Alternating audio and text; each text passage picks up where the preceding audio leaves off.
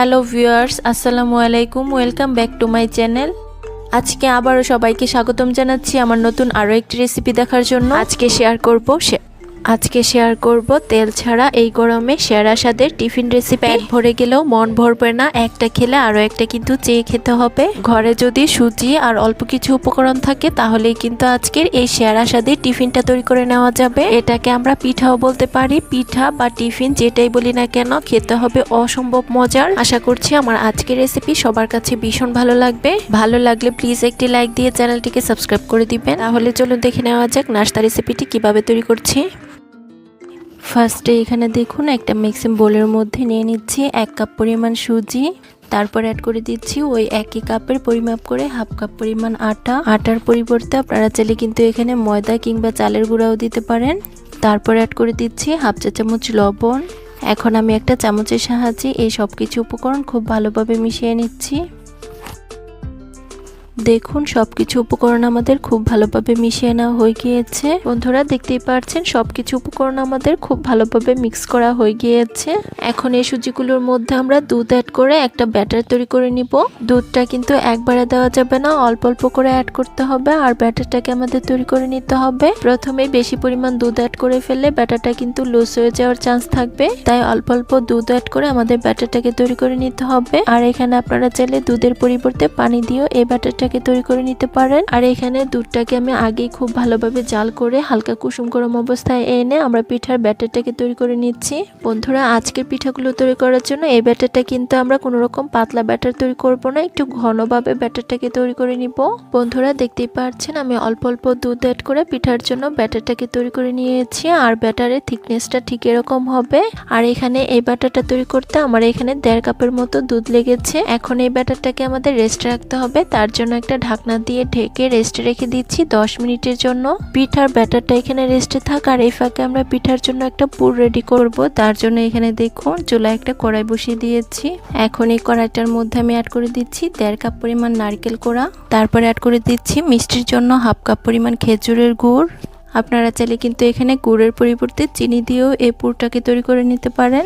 আর এখানে কিন্তু মিষ্টির পরিমাণটা যার যার টেস্ট অনুযায়ী দেওয়া যাবে, মানে যে যেরকম মিষ্টি খেতে পছন্দ করেন ঠিক তেমনটাই দেওয়া যাবে। তারপর সুন্দর একটা ফ্লেভারের জন্য দিয়ে দিচ্ছি 2 টুকরো দারচিনি আর দিয়ে তেজপাতা। এখন একটা হাতের সাহায্যে নেড়েচেড়ে নারকেলের সাথে এই সবকিছুকে খুব ভালোভাবে মিশিয়ে নিব। নেড়েচেড়ে মিশিয়ে নেওয়ার পর এটার মধ্যে খুব সামান্য পরিমাণ লবণ অ্যাড করে দিচ্ছি।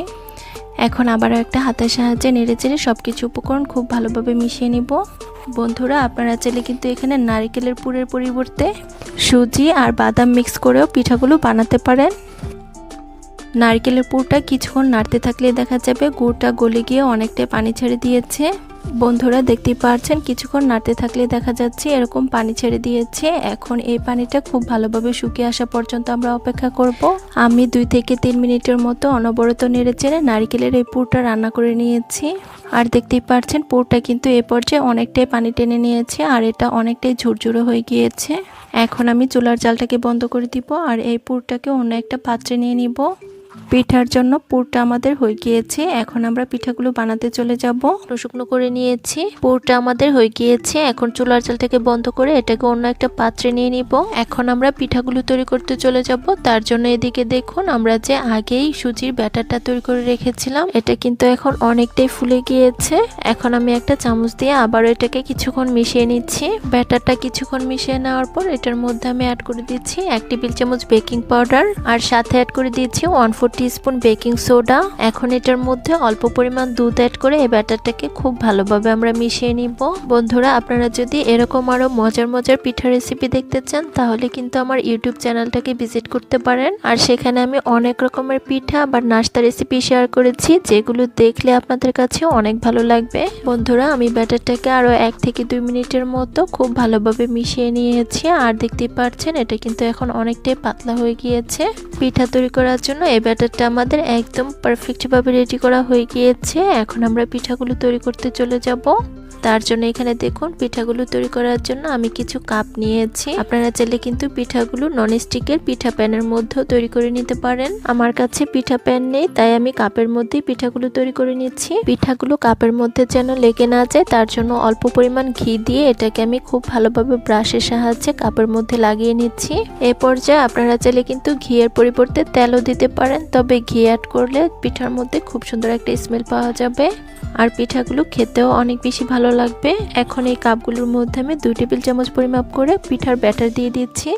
আপনারা পিঠাগুলো যদি একটু বড় সাইজ করে তৈরি করতে চান সেক্ষেত্রে পিঠার ব্যাটারটা একটু বেশি করে দিতে হবে। আমি আজকের পিঠাগুলো একটু ছোট সাইজ করে তৈরি করব, তার জন্য 2 টেবিল চামচ করে দিয়ে দিচ্ছি। দেখতেই পাচ্ছেন সবগুলো কাপের মধ্যে অল্প অল্প করে আমাদের পিঠার ব্যাটার নিয়ে নেওয়া হয়ে গিয়েছে। এখন এগুলোর মধ্যে আমরা যে আগে নারকেলের পুরটা রেডি করে রেখেছিলাম সেখান থেকে ছোট ছোট বল আকারে তৈরি করে এটার মধ্যে দিয়ে দিচ্ছি। এ পর্যায়ে অনেক বেশি পুর অ্যাড করা যাবে না, অতিরিক্ত পুর অ্যাড করলে পিঠাগুলো ভাপ দেওয়ার পর সাইড দিয়ে কিন্তু ভেঙে যাওয়ার চান্স থাকবে। তো দেখতেই পাচ্ছেন সবগুলো কাপের মধ্যে আমাদের পুর অ্যাড করা হয়ে গিয়েছে। এখন উপর সাইডটাতে অল্প অল্প করে আমি ব্যাটার অ্যাড করে দিব যেন পুরটা ঢেকে যায়। এখন পিঠাগুলোকে আমরা ভাপ দিতে চলে যাব। তার জন্য এখানে দেখুন চুলায় একটা কড়াই বসিয়ে দিয়েছি আর এটার মধ্যে আগে আমি পর্যাপ্ত পরিমাণ পানি গরম করে নিয়েছি। এখন এই পানিটার উপর আমি চিকন ছিদ্রযুক্ত একটা স্ট্যান্ডার বসিয়ে দিয়েছি। এখন এটার মধ্যে আমি একে একে পিঠাগুলোকে নিয়ে নিচ্ছি। দেখতেই পাচ্ছেন সবগুলো পিঠা আমাদের চালনিটার মধ্যে নিয়ে নেওয়া হয়ে গিয়েছে। এখন একটা ঢাকনা দিয়ে ঢেকে দিব 10 মিনিটের জন্য। আর এই সময়ের মধ্যে পিঠাগুলো আমাদের খুব ভালোভাবে কুক হয়ে যাবে। ফিরে এলাম 10 মিনিট পর। এখন আমি ঢাকনাটাকে তুলে নিচ্ছি। দেখতেই পাচ্ছেন পিঠাগুলো কত সুন্দর ফুলে ডাবল হয়ে গিয়েছে। এখন আমি একটা কাঠির সাহায্যে চেক করে নিচ্ছি পিঠাগুলোর ভিতরটা হয়েছে কিনা। দেখতেই পাচ্ছেন কাঠিটা একদম ক্লিন এসেছে, তার মানে পিঠাগুলোর ভিতরটাও খুব সুন্দর কুক হয়েছে। এখন পিঠাগুলোকে আমি তুলে নিব আর একইভাবে বাকি পুর আর ব্যাটার দিয়ে সবগুলো পিঠা আমরা অফিস কিনে তৈরি করে নিব। সবগুলো পিঠা বানানো দেখালে ভিডিওটা কিন্তু অনেক বেশি লং হয়ে যাবে। গরম অবস্থায় পিঠাগুলো কাপ থেকে কিন্তু একদমই বের করা যাবে না। পিঠাগুলো যখন ঠান্ডা হয়ে যাবে তখন আমরা পিঠাগুলোকে কাপ থেকে বের করে নিব। 5 থেকে 7 মিনিট পর কাপগুলো যখন হালকা ঠান্ডা হয়ে যাবে তখন আমি এগুলোকে একটা চামচের সাহায্যে পিঠাগুলোকে ছাড়িয়ে নিব। বন্ধুরা দেখতে পাচ্ছেন কাপ থেকে পিঠাটা কত সুন্দর উঠে এসেছে। পিঠাটা একদমই কিন্তু কাপের মধ্যে লেগে যায়নি। এখন একইভাবে বাকি পিঠাগুলো আমি কাপ থেকে আলাদা করে নিব। বন্ধুরা দেখতেই পাচ্ছেন এই ব্যাচে সবগুলো পিঠা আমাদের কাপ থেকে ছাড়িয়ে নেওয়া হয়ে গিয়েছে। বাকি পিঠাগুলো আমাদের অফিস কিনে বানানো হয়ে গেলে আপনাদের মাঝে আমি পরিবেশন করে দেখিয়ে দিব। বন্ধুরা দেখতেই পাচ্ছেন সবগুলো পিঠা আমাদের বানানো হয়ে গিয়েছে আর পিঠাগুলো আমি কাপ থেকে ছাড়িয়ে নিয়েছি। বন্ধুরা দেখতেই পাচ্ছেন প্রতিটি পিঠা কত সুন্দর হয়েছে। ঘি লাগিয়ে নেওয়ার কারণে একটি পিঠাও কিন্তু আমাদের কাপের মধ্যে লেগে যায়নি বা পিঠাগুলো ভেঙেও যায়নি। এখন পিঠাগুলো আমি আপনাদের মাঝে একটা প্লেটের মধ্যে নিয়ে পরিবেশন করে দেখিয়ে দিচ্ছি। বন্ধুরা দেখুন প্রতিটি পিঠা দেখতে কি অসম্ভব সুন্দর হয়েছে। সুজি দিয়ে তৈরি নরম তুলতুলে এই পিঠা একটার পরিবর্তে 10টা খাবেন, খেতে খেতে মুখ ফিরবে না। আর যাকেই খাওয়াবেন সেই কিন্তু স্বাদ বলতে পারবে না, একদম মুখে স্বাদ লেগে থাকবে। আমি তো আগে জানতামই না সুজি আর নারকেল দিয়ে এত সুস্বাদু পিঠা তৈরি করা যায়। আশা করছি আপনাদের কাছেও সুজি দিয়ে নতুন ধরনের পিঠা রেসিপিটা সবার কাছে ভীষণ ভালো লেগেছে। রেসিপি ভালো লাগলে চ্যানেল সাবস্ক্রাইব করে সাথে থাকবেন। আর যারা ফেসবুক পেজ থেকে দেখছেন প্লিজ একটি ফলো দিয়ে দিবেন। দেখা হবে অন্য কোনো রেসিপিতে। সবাই ভীষণ ভালো থাকবেন। ধন্যবাদ সবাইকে। আল্লাহ হাফেজ।